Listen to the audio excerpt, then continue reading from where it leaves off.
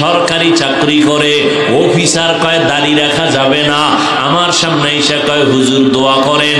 স্যারে যখন কইছে দাড়ি কাটো, দাড়ি রাখা যাবে না, আমি বললাম দাড়ি ছাড়া চাকরিও করব না। রিজিকের মালিক কে?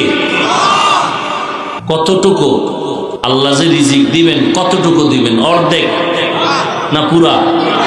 কয়দিন? সব সময়? কথা বলেন, সন্দেহ? রিজিক যে আল্লাহ দেন, এর কারো সহযোগিতা নিয়ে বলেন বলেন, এই কথা সন্দেহ নাই। তাহলে আপনি কেন চাকরির চিন্তা করেন? কেন আপনি টাকার পেছনে দৌড়ান? কেন আপনি হারামের পেছনে দৌড়ান? আর রিজিকের চাবি যদি কোনো মানুষের হাতেই থাকতো, তাহলে আমগো হুজুরগো কত আগে না খাওয়ায় মেরে ফেলতো। আল্লাহ বুঝাই দিলেন রিজিকের চাবি কার হাতে।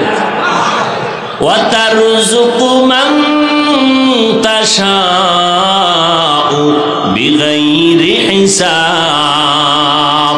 আল্লাহ নগদ দেখাইছে, নগদ। কয় কেমনি?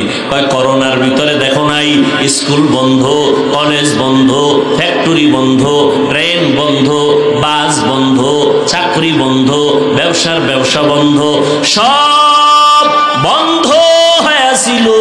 আল্লাহর কোরআনের মাদ্রাসা একটাও বন্ধ হয় নাই। কোন হুজুরেরা ভিক্ষা করছে? আল্লাহ নগদ দেখাইছে যে আমি আল্লাহ রিজিক কেমনে দেই। কোন হুজুর ভিক্ষাও করে নাই। করোনা আইছে, তুমি মাস্কের উপরে ট্রিপল মাস্ক লাগাইছো। দুইটা শিক্ষিত সন্তান কুলাঙ্গার, ও বাবাই মারা গেল করোনায়, লোকের টাকা দিয়ে কয় লাশটা বাইরে ফালায় দিয়ে আসো, দরওয়াজা জানালা লক করে দিল, লাশটা বেহের বাইরে ফেলে দিল। এই কুলাঙ্গার সন্তানগুলো একবারও নজর করে দেখলো না বাবার লাশটা কুকুরে খাইলো নাকি জানাজা হইল। ও জাতি ইতিহাস ভুলিও না, এই করোনার শত শত লাশ আমার দেশের কিছু প্রশাসনের বাহিনী, পুলিশ ভাইরা আর আমার দেশের টুপিওয়ালা আলেমরা এই করোনার লাশগুলো কাঁধে নিলেন, গোসল করাইলেন, কাফন পরাইলেন, জানাজা পরাইয়া কবরে রাখলেন। একজন হুজুরেও করোনায় মরে না।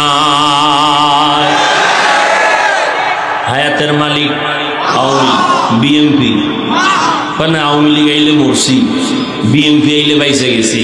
তাহলে আওয়ামী লীগ মরণের মালিক, বিএমপি হায়াতের মালিক। বাজে কথাগুলো কেন?